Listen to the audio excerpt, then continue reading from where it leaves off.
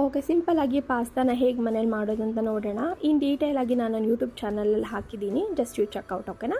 Just ಇಲ್ಲೊಂದು ಕಡಾಯಿಗೆ ಎಣ್ಣೆ ಹಾಕ್ಕೊಂಡು ಅದಕ್ಕೆ ಜಿಂಜರು, ಗಾರ್ಲಿಕ್ಕು, ಚಿಲ್ಲಿ ಹಾಕಿ ಚೆನ್ನಾಗಿ ಫ್ರೈ ಮಾಡ್ಕೊಳ್ಳಿ.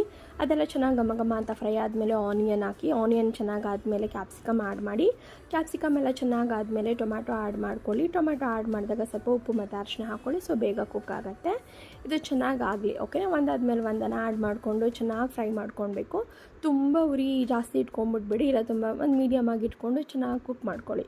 ಓಕೆನಾ. ಆದಷ್ಟು ಎಲ್ಲವನ್ನು ಚೆನ್ನಾಗಿ ಬೇಯಿಸಿ ತಿನ್ನೋದೇ ಒಳ್ಳೆಯದು. ಈಗ ನೋಡ್ತಿದ್ದೀವಲ್ಲ, ತರಕಾರಿಗೂ ಕೂಡ ಅದು ಇದು ಕೆಮಿಕಲ್ಸಿಗೆ ಎಷ್ಟು ಬರ್ತಿದೆ ನ್ಯೂಸಲ್ಲಿ. ಸೊ ಚೆನ್ನಾಗಿ ಕುಕ್ ಮಾಡಿನೇ ತಿನ್ನಿ, ಯಾವುದಾದ್ರೂ ಆಗಲಿ, ವೆಜಿಟೇಬಲ್ಸ್ ಆಗಲಿ, ನಾನ್ ವೆಜ್ ಆಗಲಿ, ಮೊಟ್ಟೆ ಆಗಲಿ, ಎಲ್ಲವನ್ನು ಚೆನ್ನಾಗಿ ಕುಕ್ ಮಾಡಿನೇ ತಿನ್ನಬೇಕು.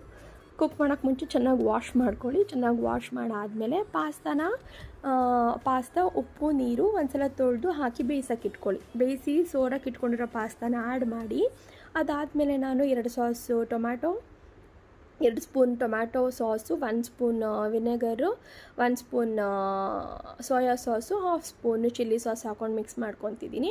1/2 ಸ್ಪೂನ್ ವಿನೆಗರ್ ಸಾಕು, 1 ಸ್ಪೂನ್ ಬೇಡ, ಜಾಸ್ತಿ ಆಗುತ್ತೆ. ಅದಾದಮೇಲೆ ಕಾರ್ನ್ ಸ್ಟಾರ್ಚ್ ಇರುತ್ತಲ್ಲ, ಅದಕ್ಕೆ ಸ್ವಲ್ಪ ನೀರು ಹಾಕಿ ಆ್ಯಡ್ ಮಾಡ್ಕೊತೀನಿ. ಜಸ್ಟ್ ಒಂದು ಶೈನಿ ಲುಕ್ ಕೊಡುತ್ತೆ, ಜ್ಯೂಸಿ ಥರ ಅಷ್ಟೇ ಪಾಸ್ತಾಗೆ.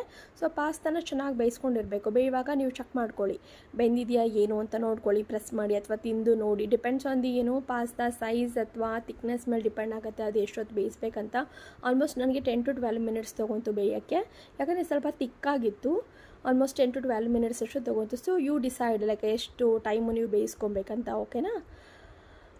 ಚೆನ್ನಾಗಿ ಬೇಯಿಸಿ ಚೆನ್ನಾಗಿ ಮಿಕ್ಸ್ ಕೊಟ್ಟು, ಇದೆಲ್ಲ ಆದಮೇಲೆ ಕೊತ್ತಂಬರಿ ಸೊಪ್ಪಿದ್ರೆ ಕೊತ್ತಂಬರಿ ಸೊಪ್ಪು ಆ್ಯಡ್ ಮಾಡ್ಕೊಳ್ಳಿ ಅಟ್ ಲಾಸ್ಟಿಗೆ. ಓಕೆನಾ. ಒಂದ್ಸಲ ಟ್ರೈ ಮಾಡಿ, ಮಕ್ಕಳಿಗೆಲ್ಲ ತುಂಬ ಇಷ್ಟ ಆಗುತ್ತೆ. ಲೈಕ್ ರೆಗ್ಯುಲರ್ ಆಗಿ ಚಿತ್ರಾನ್ನ, ಪುಳಿಯೋಗರೆ, ಉಪ್ಪಿಟ್ಟು ತಿನ್ನೋ ಬದಲು ಕ್ವಿಕ್ಕಾಗಿ ಒಂದಿನ ಅಟ್ಲೀಸ್ಟ್ ಯಾವಾಗಾದರೂ Sunday we can try it out. Thank you. Just check it out once.